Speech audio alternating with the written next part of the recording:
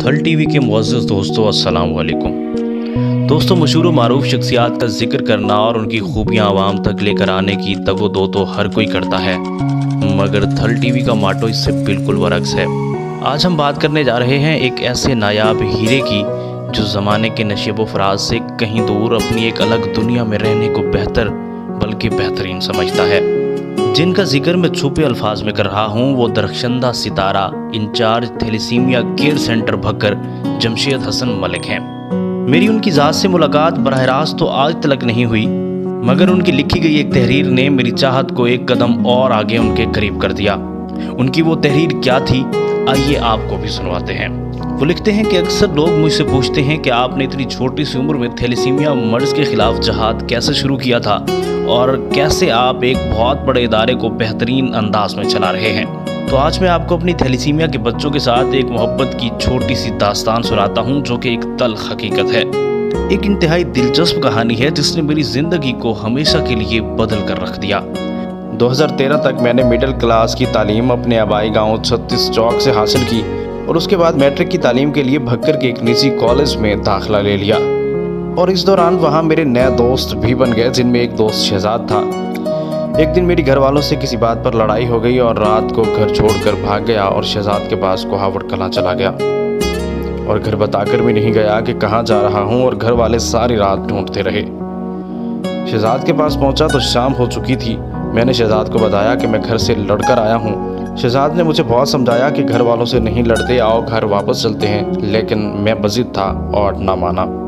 खैर, तकरीबन आधे घंटे बाद शहजाद वापस आया और हम बातें करने लगे और अचानक दरवाजे पर दस्तक हुई। शहजाद ने दरवाज़ा खोला तो बाहर शहजाद के भाई के दोस्त एजाज साहब खड़े थे, जो कि पंजाब कॉलेज में फिज़िक्स के प्रोफेसर थे। उन्होंने शहजाद को कहा कि आज गांव में 14 अगस्त का एक छोटा सा फंक्शन है, उसमें चलते हैं। शहजाद ने उसे बताया कि मेरा दोस्त 36 चौक से आया हुआ है जो काफ़ी परेशान है, इसलिए मैं आपके साथ नहीं आ सकता। एजाज साहब ने शहजाद को कहा कि मुझे नहीं पता, तुम मेरे साथ चलना है। खैर, एजाज साहब के मजबूर करने पर हमें फंक्शन में जाना पड़ा और हम तीनों 14 अगस्त के प्रोग्राम की जानिब गामज़न हो गए। 14 अगस्त का प्रोग्राम शुरू था और प्राइमरी स्कूल के बच्चे परफॉर्म कर रहे थे। हम सब पीछे जाकर बैठ गए और प्रोग्राम देखने लगे। अभी स्कूल के बच्चों की परफॉर्मेंस ख़त्म हुई कि एक अनाउंसमेंट मेरे कानों में गूंजी कि एक थैलेसीमिया के मासूम बच्चे को खून की अशद ज़रूरत है, अगर कोई डोनेट कर दे तो उसकी जान बच सकती है।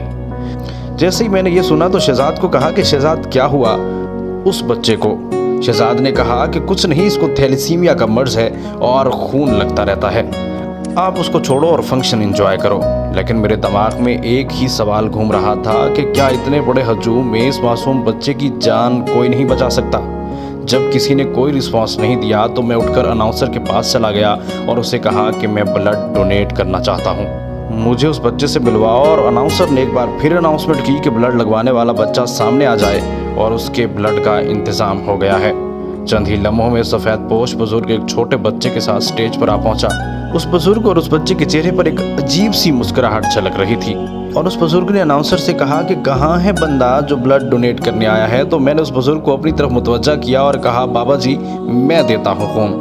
और उस बुजुर्ग और बच्चे ने मेरी उंगली पकड़ी और हम प्रोग्राम से बाहर आ गए। मैंने उसे ब्लड दिया और मैंने उस दिन से कुरान पाक के इस फलसफे को मद्देनजर रखते हुए ये फैसला किया कि जिसने एक इंसान की जान बचाई गोया उसने पूरी इंसानियत को बचाया।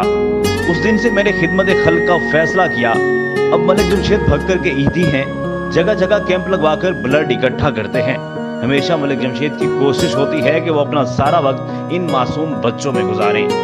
मलिक जमशेद की तरफ से ये मैसेज है कि आप भी अपने इलाके में ब्लड कैंप लगवाएं और मुझसे राबिता करें। मैं खुद अपनी टीम के हमरा वहां पहुंचूंगा और सब लोग ज़्यादा से ज़्यादा ब्लड डोनेट करें ताकि भक्कर में जितने भी थैलेसीमिया के बच्चे हैं उन्हें बर वक्त ब्लड मिल सके।